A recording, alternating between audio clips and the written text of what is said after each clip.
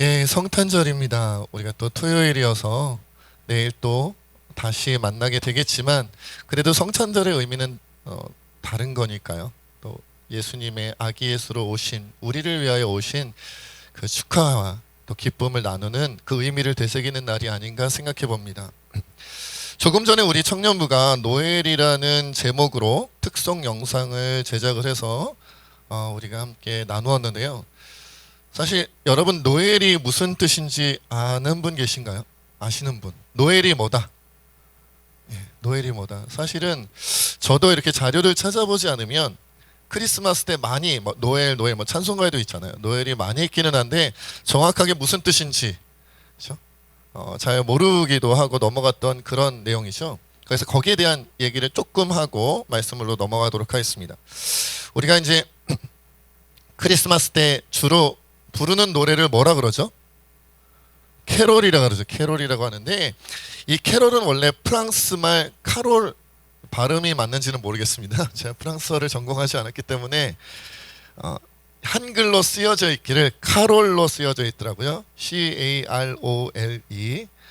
여기서 온 말로 원래 중세 프랑스에서 둥근 원을 만들어서 춤을 추었던 그것을 카롤이라고 불렀대요. 우리나라로 치면 무슨 강강술래 같은 모습이겠죠.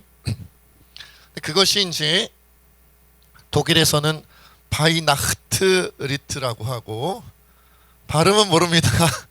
그리고 이제 영어로는 크리스마스 이브송이라는 뜻이 되어 갔다고 해요. 그리고 프랑스에서는 노엘이라고 부르기 시작했다고 합니다. 그러니까 이것이 이제 원래는 함께 원을 그리면서 춤을 추던 노래를 가리키는 말이었는데 춤을 추며 함께 노래하던 것을 가리키는 말이었는데 이것이 크리스마스 때 부르는 노래로 이렇게 의미가 이제 변화되어져 온 거죠. 그러니까 노엘은 결국 어떤 뜻을 가지고 있냐면 정식으로는 큰 기쁨의 좋은 소식이라는 뜻으로 우리에게 전해져 오고 있다.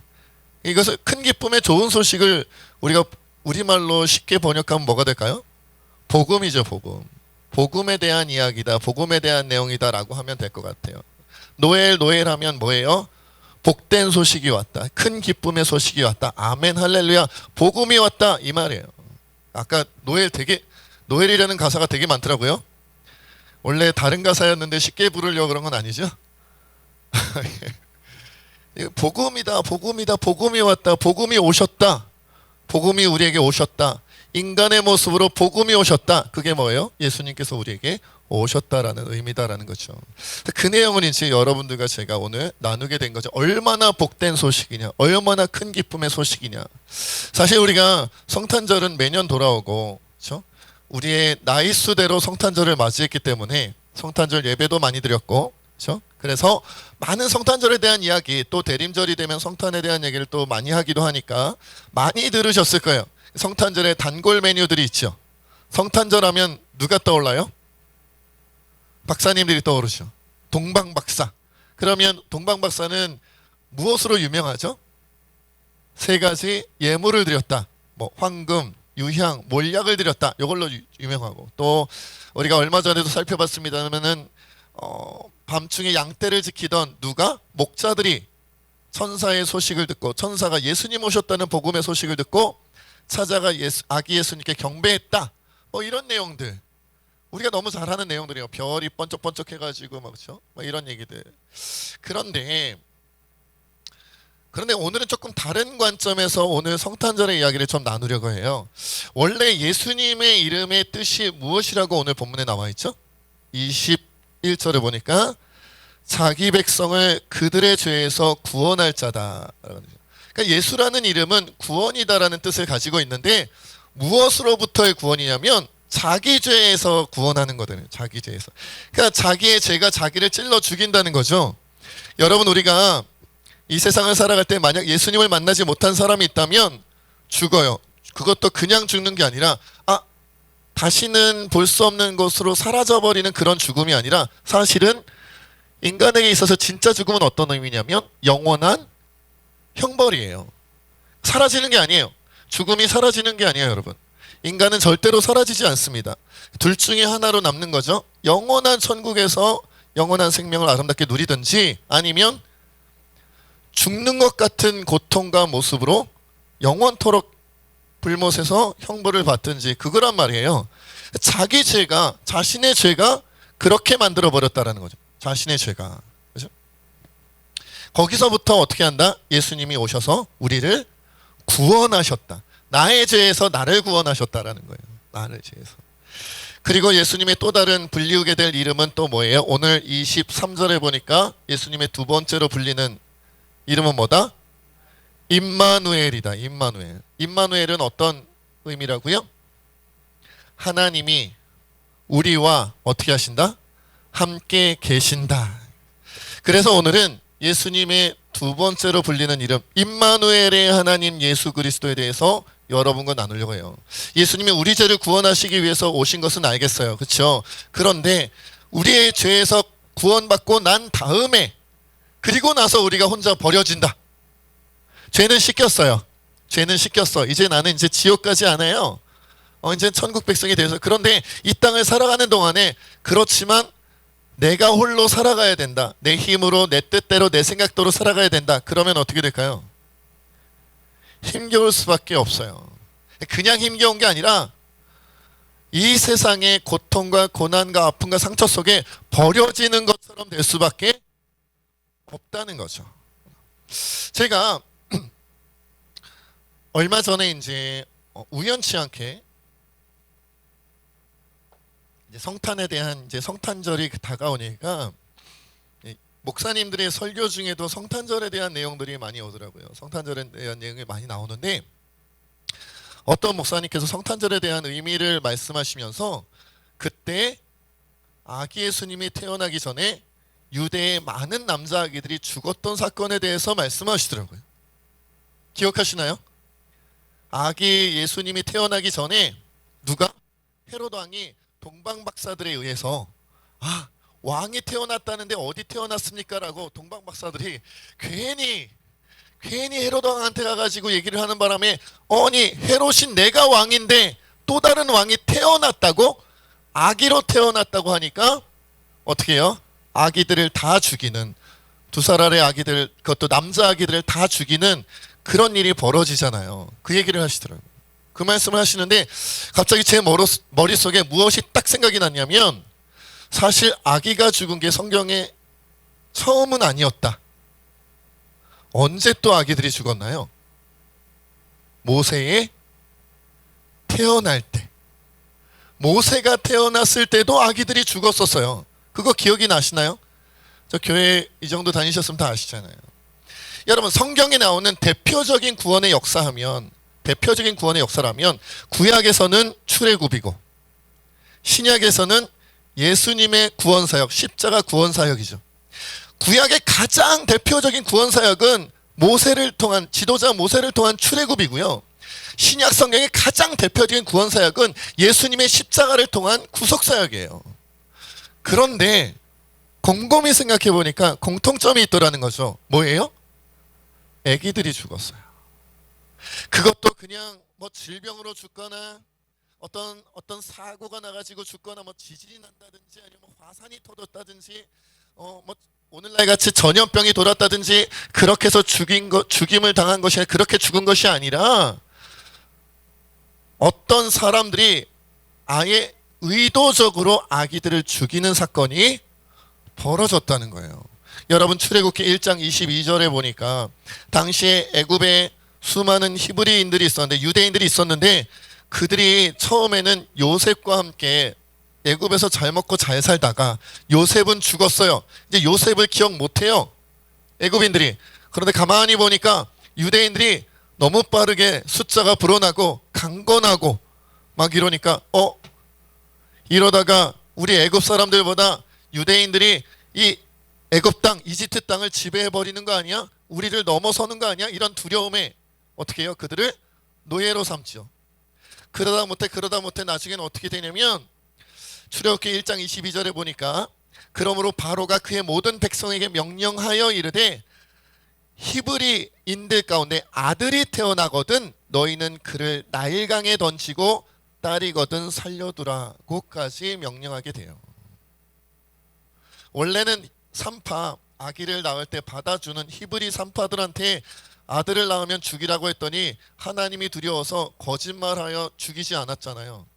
그렇죠? 죽이지 않고 히브리 임산부들은 너무 건강해서 우리가 가기도 전에 애들 그냥 쑥 낳아버립니다.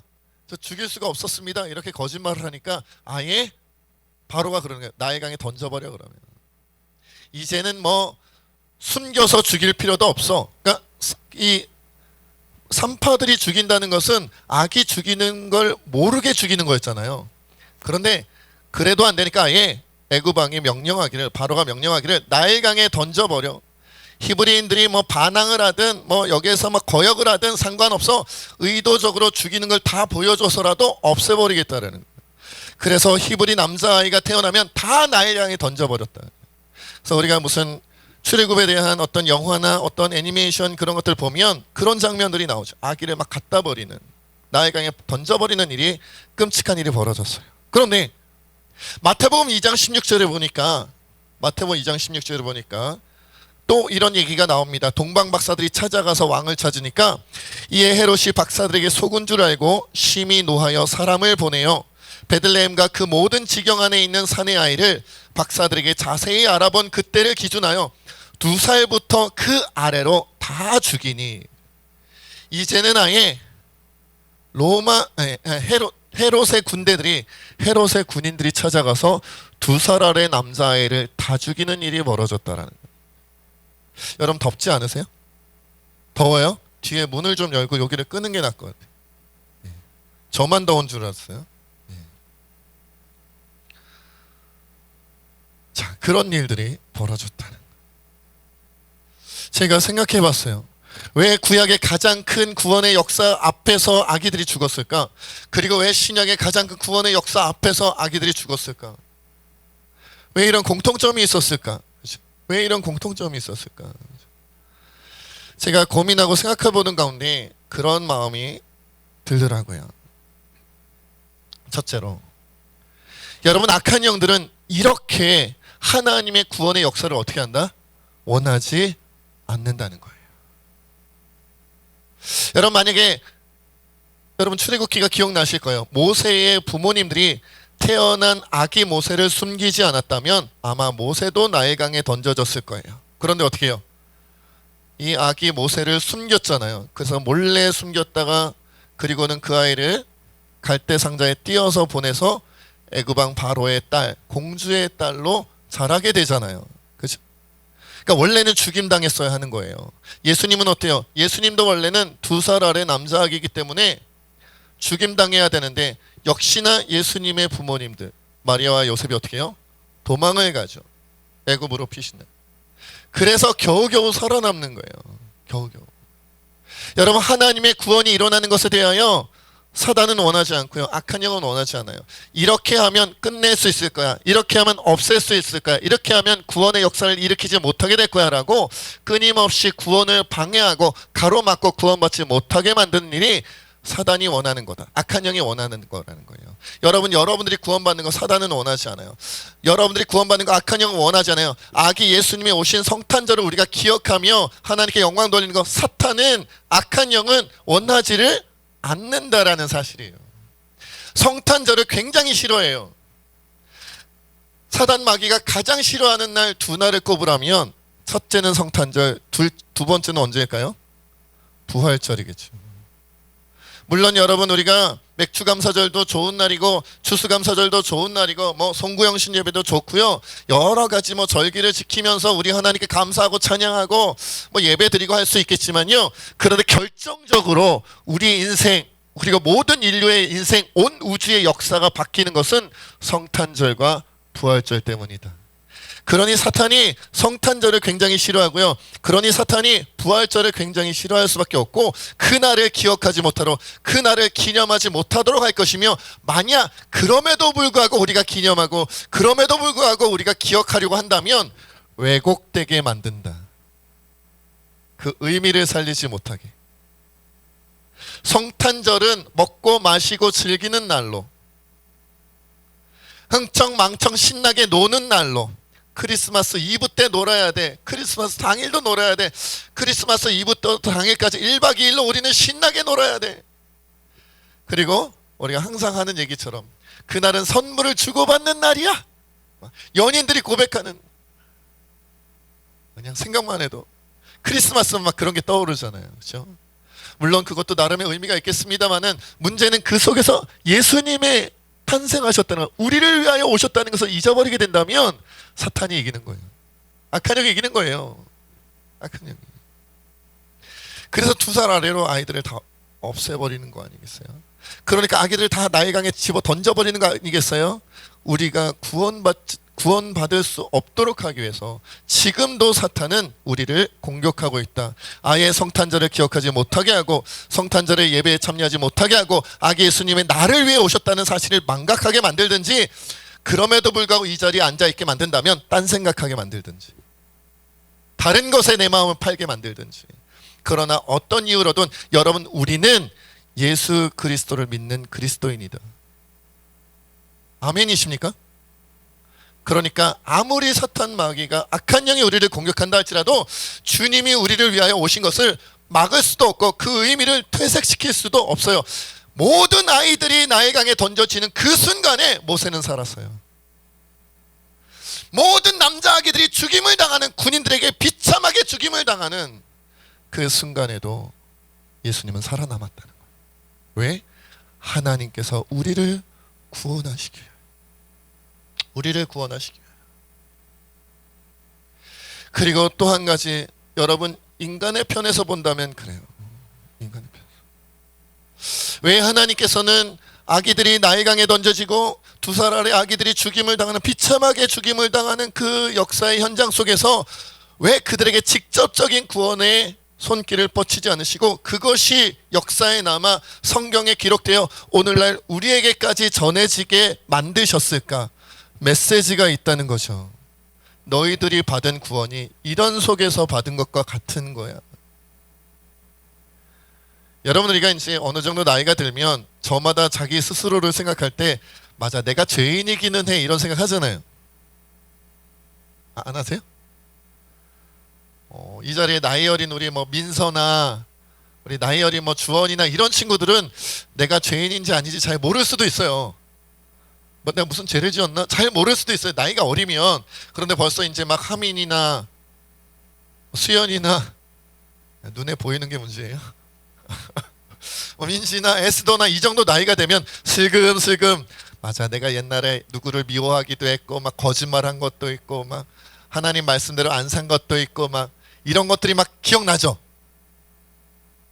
기억 안 나는 것처럼 그러시면 얘들아, 알면서 그래. 벌써 내가 지은 옛날의 과거의 죄악들이 벌써 차곡차곡 내 마음속에 담겨져 있고 내 머릿속에 담겨져 있는 거예요. 맞아, 내가 초등학교 때 이런 죄를 저질렀었던 거 기억나. 내가 중학교 때 이런 죄를 저질렀었어. 내가 고등학교 때, 내가 청년이 되어서 20대 때, 30대 때, 우리는 어느덧 나이를 들다 보면 그래 맞아, 과거에 내가 이런 죄도 저질렀는데 안 들켜서 다행이야.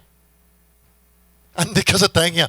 이런 생각 안 해보세요? 만약 내가 그때 저질렀던 그 죄악들, 아니 생동으로 지은 죄도 무섭고 끔찍하고 정말 남들에게 말 들키지 않는 게 다행이겠지만 마음속으로 지은 죄,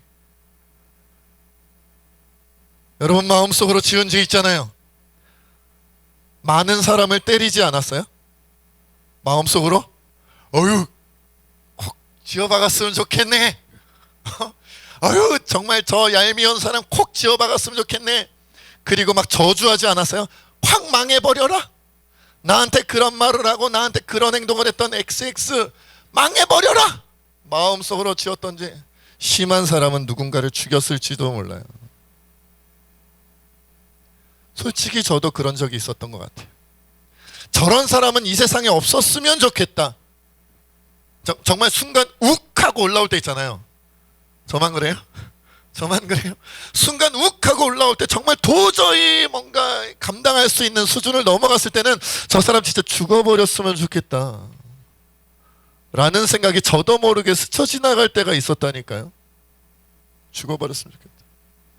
만약 그것이 낱낱이 우리의 머릿속에 마음속에 있었던 그 죄악들, 악한 생각들이 영상에 담겨가지고 아까 노엘이 아니라 이양수 목사의 마음속의 죄, 생각 속의 죄 해가지고 막 상영이 되면요, 아마 100부작 시리즈로 해도 모자랄 거예요. 막 1부작 1시간씩 했는데 2부작 3부작 가면 갈수록, 나이가 들면 들수록 그 생각 속에 죄악이 자라고, 그 생각 속에 죄악이 정말로 뿌리 깊게 내려버리고, 그 생각 속에 죄악의 가지를 뻗고 열매를 맺어 수많은 사람들이 그 악한 열매를 먹고 같이 죽는 그런 일들이 영상 속에 쫙 퍼지지 않을까요? 그런 우리를 위하여, 그런 악한 우리를 위하여 누가 돌아가셨냐면 아무 죄 없는 예수 그리스도께서 십자가에 피 흘려 우리 죄를 대신하여 죽으셨어요. 그것을 표현한 게 뭐냐면 2살 아래 아기들이 죽은 거예요. 그 아기들이 무슨 죄가 있어요? 여러분, 1살짜리 2살짜리 아기가 무슨 죄를 저지를 수 있어요? 그들이 손과 발로 무슨 죄를 저지를 수 있으며 그들이 생각으로 무슨 죄를 저지를 수 있어요? 어떤 죄를 저지를 수 있겠어요? 내가 더 크게 울어가지고 아빠 엄마를 괴롭혀야지. 그리고 우나요 애들이. 아빠 엄마 얄미운데 내가 더 크게 울고 막 변도, 똥이라고 하려다가 근데 설교인데, 변도 아주 크게 싸야지. 그냥 지저분하게 쌀 거야. 막 엉덩이를 문대가지고 치우기도 어렵게 만들 거야. 막 이러면서 막 하나요? 악한 마음을 품나요? 오기만 해봐라. 그냥 내가 우리 아빠 엄마에게 볼을 꼬집어야지. 아프게 그냥 꼬집어야겠다. 막 이러나요? 1살짜리 2살짜리가? 그러지 않잖아요? 아무리 보아도 2살 아래의 아기들이 그들의 손으로, 그들의 발로, 그들의 생각과 그들의 마음속으로 죄를 저지를 만한 여지가 없잖아요? 그런데 비참하게 죽임을 당했어요. 누구처럼? 예수님처럼. 우리 예수님이 죄 없는 아기들이 죽임 당한 것처럼 죽임 당하실 것에 대하여 미리 보여주는 것처럼. 예수님이 나를 위해 죽었대. 그래 나도 알아. 나 초등학교 때부터 배웠어. 난 유치부부터 배웠어. 난 모태신앙이야. 엄마 뱃속에서부터 들었어. 감사하죠? 엄마 감사하죠. 가 아니라는 거예요. 여러분, 지금 상상을 한번 해봅시다. 여러분의 품에 아기가 한 명씩 앉아야 돼. 지금 갓 태어난 탯줄을 지금 막 자른 것 같은 그런 아기가 여러분 품에 한 명씩 있다고 생각해봐요. 자, 상상해봅시다. 상상. 우리 주원이도 상상해보고 민서도 상상해보는. 아기가 있어요. 주원이가 딱 보기에 아유 아기네 막 이럴 정도로, 어린 것 이럴 정도로. 그런데 여러분의 죄를 대속하기 위해서 그 아기를 죽여야 한다면 어떤 마음이 드시겠어요? 이 애기요? 이런 갓난아기요? 지금 막 태어나서 탯줄을 자른 지도 얼마 되지 않은 이 뽀얗고 뽀송뽀송한 이 애기요? 그냥 세상 때가 하나도 묻지 않아서 그냥 울먹이며 눈물 터뜨리는 거 응애 하고 울기밖에 못하는, 몸도 뒤집지 못하고 가누지도 못하는, 눈도 제대로 뜨지 못하는 이 아기가 나의 죄 때문에 죽어야 한다고요? 말이 안 돼요. 내가 얼마나 더러운 사람인데요. 내가 얼마나 끔찍한 사람인데요. 내가 말과 행동으로 얼마나 많은 죄악을 하나님 앞에 저지르고 사람들 앞에 저질렀는데 나 같은 것을 위하여 왜 이 순수한 아기가 죽어야 돼요? 말이 안 돼요, 하나님. 그때 주님이 그러실 거예요. 너를 위해 죽임당한 예수님이 이 아기와 같이 순결하셨다. 너를 위해 죽임당하기 위하여 이 땅에 태어나신 예수님이 이 아기와 같이 아무런 죄도 없고 욕심도 없고 그저 너를 살려내고자 하는 그 마음 하나로 이 땅에 오셨고, 너를 살려내고자 하는 그 마음 하나로 십자가의 길을 가셨고, 거부할 수도 있었지만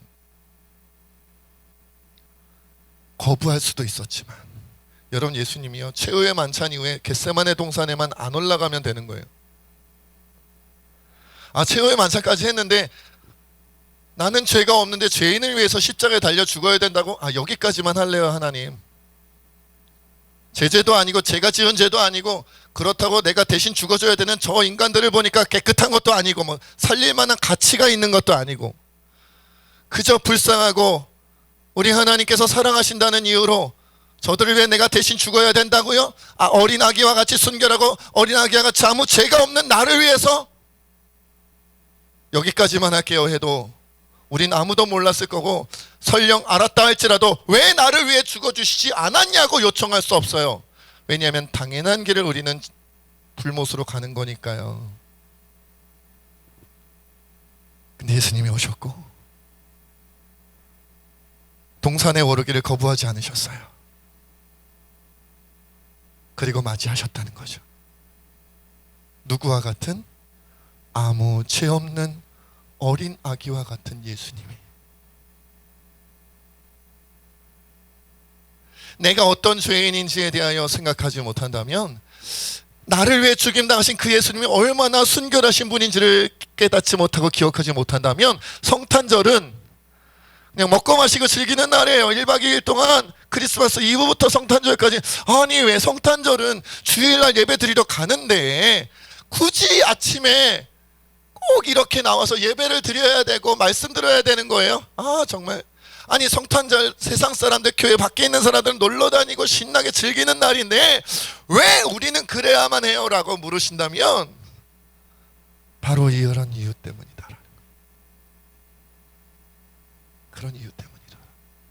여러분 혹시라도 앞으로 여러분들이 살아가시는데 2살도 되지 않은 어린 아기들을 여러분이 볼 기회가 있다면, 품에 안을 기회가 있다면, 그 아이들을 지켜볼 기회가 있다면 그때마다 생각하세요.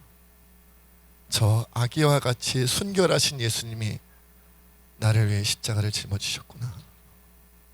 아무 죄도 없는 그분이 나 같은 죄인을 위하여.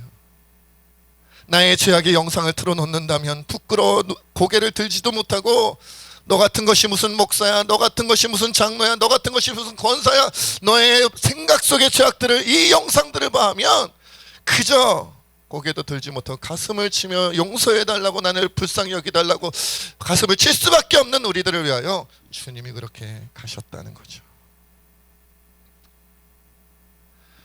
그렇게 여러분, 이제는 우리가 노예를 전하는 사람이 되어야 됩니다. 나만 누리는 게 아니라, 나만 누리는 게 아니라 우리 가족들한테, 우리 자녀들에게, 우리 친구들에게, 형제 자매들에게, 우리 주변 친척들에게, 우리 주변의 이웃들에게, 직장 동료에게, 학교 친구들, 학교 선생님들에게 찾아가서, 내 앞집 옆집에 살고 있는 그 사람들에게 찾아가서, 내가 가는 마트에, 내가 가는 여러 가지 미용실에, 내가 가는 곳곳에 있는 만나는 그 사람들에게 노예를 전해야 돼요. 노예를 전해야 돼요. 복음을 전해야 돼요. 왜? 나만 살아날 것이 아니라 그 순결하신 나를 죄를 위해 죽어주신 그 예수님을 그들에게도 전하여 그들도 함께 살아나야 되니까요. 그래야 임마누엘의 하나님이 의미가 있는 거예요. 하나님이 우리와 함께 계시는데 나만 잘 먹고 잘 사는 것, 나만 평안하게 기쁨으로 감사로 사는 것이 아니라 그 우리가 누리는 그 임마누엘의 하나님 예수 그리스도를 세상 사람들에게도 전해야 된다는 거죠. 왜? 그들도 자신의 아이를 잃어버린 그런 통곡하는 유대인 여자들처럼, 통곡하는 유대 부모들처럼 이 세상 고통과 고난과 아픔과 상처 속에 깊이 빠져 있고, 그러다 영원한 불못으로 갈 수밖에 없는 존재이기 때문에 우리가 이제는 복된 소식을 전하는 사람이 되어야 한다는 거예요. 여러분, 우리 예수님께서는, 우리 하나님께서는 천지를 창조하실 때부터 하나님의 말씀을 증거하고 하나님의 말씀을 전하는데 사람들을 사용하셨어요. 그냥 하늘에서 날마다 우리와 같은 소리로 자, 하나님께서 오늘 첫 번째 말씀을 전해주십니다. 꽉 막 우리와 같은 소리로 그렇게 전하시지 않았단 말이에요. 자, 십계명을 전하실 때 첫째는 이것이니 하늘에서 우리와 같은 소리로 말씀하신 게 아니에요. 둘째는 이것이니 막 하늘에서 우리와 같은 소리로 말씀하신 게 아니에요. 주기도문을 지금부터 알려줄게 하고 말씀하신 게 아니라 사람을 통하여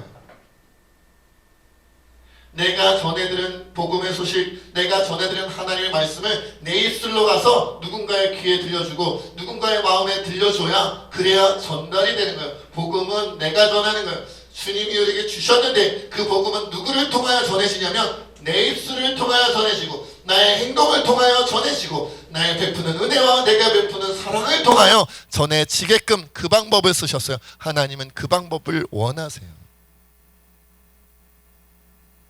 그래서 만약 우리가 오늘 복음의 소식을 듣고 나가서 복음을 전하지 않고 복음을 전하는 자답게 사랑으로 은혜로 살아가지 않는다면 이 복음을 듣는 것이 나에게는 유익하지만 주님의 나라에는 아무 의미가 없는 것일 수 있어요. 여러분, 만약에 여러분들이 복음을 전하는 자가 되지 않고 복음을 실천하는 자가 되지 않는다면 굳이 솔직히 이 자리에 앉아 있을 필요는 없어요. 내일도 교회 나와야 되는데 토요일 아침에부터 이렇게 와가지고 영하 막 11도 12도 막 이런 추운 날씨 속에 와가지고 앉아있을 필요가 없어요. 여러분, 이 자리에 여러분들이 앉아있는 의미가 있으려면 전하는 자가 돼야 된다. 제가 요새 본의 아니게 이렇게 막 탈북민들의 영상을 보게 돼요. 너무 재밌어요. 탈북민들의 영상을 보게 돼요. 한 편 듣다 보니까 재밌어서 그 다음 편도 듣고 그 다음 편도 듣고 하다 보니까 다른 사람의 이야기도 또 막 듣고. 근데 얼마 전에 제가 아주 재밌는 이야기를 들었어요. 뭐냐면 지금부터 막 5년 전, 10년 전, 20년 전만 해도 대한민국의 드라마나 대한민국의 가요나 이런 걸 들으면 감옥에 가든지 죽임당했대요. 막 처형당하고 그랬대요. 처형당하고 막 그랬대요. 그래서 몰래 듣는 거죠. 막 사방에 막 아무도 보지 못하게 이불을 뒤집어 쓰고 막 텔레비전 보고 라디오 시청하고 막 그랬다는 증언들이 막 나왔어요. 네? 이 대한민국 소식을 함부로 들으면 안 되니까 그래도 보고 싶으니까 막 보더라는 거죠. 그런데 최근에는 그래서 내가 그것을 봤다 그리고 그 내용들을 전하면 이것이 옳지 않은 것임에도 불구하고 그런 것을 뭐라 그러냐, 말반동이라 그런다 그러더라고요. 말반동, 반동분자라 이게 말이에요. 말로 하는 반동분자, 대한민국 소식을 전하는 자, 대한민국 문화를 전하는 자가 말반동이라 그런데요. 그런데 오늘날은 2021년을 지나가고 있는 오늘날은요, 말반동분자를 잡을 수가 없대요. 왜? 모든 북한 사람들이 이미 다 대한민국 드라마를 다 보고 이미 가요를 다 들었고 이미 대한민국이 얼마나 잘 사는지를 알고 북한이 얼마나 낙후되어져 있는지를 이미 간접적으로 다 안다는 거예요. 숨길 수가 없대요. 대한민국이 얼마나 잘 사는지를 지난 6.25 한국 전쟁 이후로 계속해서 전쟁이 휴전되고 난 이후로 계속해서 대한민국이 얼마나 발전하고 대한민국이 얼마나 자라나고 대한민국이 얼마나 부강해졌는지를 숨기고 세뇌시키고 교육시켰는데 그 소식이 숨길래야 숨길 수 없는 소식이 되어서 이제는 다 안 돼요. 그래서 자기 가족들 중에 누군가가 대한민국 땅으로 탈북해가지고 산다고 하면 야, 니네 가족 수지 맞았다 그런대요. 좋겠다. 니네 가족 이제 부자 되겠네. 막 이렇게 축하해 준다는 거예요. 그런 일이 벌어진대요. 여러분, 우리도 그래야 되지 않을까요? 아무개 김씨네 가족 중에 그 아비란 사람이 교회 다니기 시작했단다. 박씨네 가정에 그 어머니라고 할게요. 어머니라는 분이, 아내라는 분이 교회를 가기 시작했단다. 아무개 홍씨 가문에 그 큰아들이 예수님을 믿기 시작했단다. 막내딸이 교회 다니기 시작하고 예수님을 믿기 시작했단다. 그러면 막을 수 없는 소식이 되어서, 복된 소식이 되어서 그 가정이 살아나고 그 가정이 복음으로 말미암아 하나님의 사람들이 되어가고 하나님의 아름다운 가정이 일어나는 그런 역사가 여러분 우리를 통하여 일어나야 되지 않겠냐는 거예요. 오늘날도 여러분 보육원이나 요양시설에 계시는 분들이 많이 있습니다. 극심한 가난으로 힘겨워하시는 분들도 있고요. 크리스마스, 명절 이런 때가 더 춥고 더 외로운 분들이 많이 있어요. 저도 그런 일들에 잘 못하지만 여러분, 우리가 2022년도에 우리 새집교회 성도들은 그런 분들, 소외되고 외롭고 쓸쓸하고 버려진 것 같은 그런 곳에 있는 그런 마음으로 살아갈 수밖에 없는 자들에게 이제는 2살 아래 내 아기를 잃어버린 것 같은 고통 속에 살아가는, 그런 상처 속에 살아가는 분들을 이제는 우리가 노엘의 소식, 복음의 소식을 전하는 자가 되어야겠다는 거예요. 자주 들었던 이야기인 것 같긴 하지만 감동적에서 한 번만 더 이야기하고 설교를 마무리 지으려고 합니다. 어떤 성탄절에 있었던 얘기예요. 굉장히 가난한데 서로 굉장히 깊이 사랑하는 두 부부가 있었다는 거예요. 두 부부가 있었어요. 그런데 성탄절이 다가오니까 성탄절에는 선물을 해야 되는데 이제 고민을 하게 된 거죠. 남편은 아내에게, 아내는 남편에게 성탄절 선물을 하고 싶은데 둘 다 돈이 별로 없었어요. 선물을 사줄 만한 돈이 없는 거예요. 그래서 이 얘기 많이 들으셨을 것 같아요. 남편은 아내의 그 아름답고 긴 머리를 빗을 수 있는 머리빗을 사주고 싶은 마음이 들었고, 아내는 남편의 시계줄이 낡아서 형편없게 된 것을 알고 백금으로 도금되어져 있는 시계줄을 선물하고 싶은 마음이 생겼어요. 어떻게 돈을 구하여 선물을 할까 하다가 그 아내는 돈을 마련하고자, 오늘날 우리나라는 이런 일이 이렇게 많지는 않을 것 같은데 자신의 긴 머리를 잘라다가 시장에 가서 팔았어요. 그리고는 남편을 위한 시계줄을 산 거예요. 그리고 남편은 자신의 시계를 팔아서 어떻게 해요? 아내의 긴 머리를 곱게 빗을 수 있는 좋은 빗을 샀어요. 그리고는 성탄절이 되어서 이제 서로의 선물을 내어놓습니다. 남편은 아내의 긴 머리를 위해서 빗을 내어주고, 아내는 남편의 낡은 시계줄을 백금으로 도금되는 좋은 시계줄을 선물을 합니다. 그런데 이미 아내는 머리를 잘라 그 빗을 사용할 수가 없고, 남편은 시계를 팔아서 그 시계줄이 소용이 없는 거예요. 서로 낙담했을까요? 시계가 없어, 팔아버렸어. 그런데 시계줄을 사면 어떡해? 머리를 잘랐어, 이렇게 짧게 잘랐는데 이 빗을 사면 어떡해? 라고 서로 원망했을까요? 아니요. 가장 값비싼 귀하고 좋은 선물을 받았다고 서로 부둥켜 안고 감사의 표시를 했다는 거예요. 여러분, 이제 우리도 그렇게 살도록 노력했으면 좋겠어요. 내 가장 소중한 것을 내어주고 다른 사람의 가장 귀한 것을 마음으로 표현할 수 있는 그런 성탄절이 되어가고 그런 1년이 되어가기를 주의 이름으로 축원드립니다. 우리 시간 함께 하나님 앞에 좀 그렇게 기도했으면 좋겠습니다.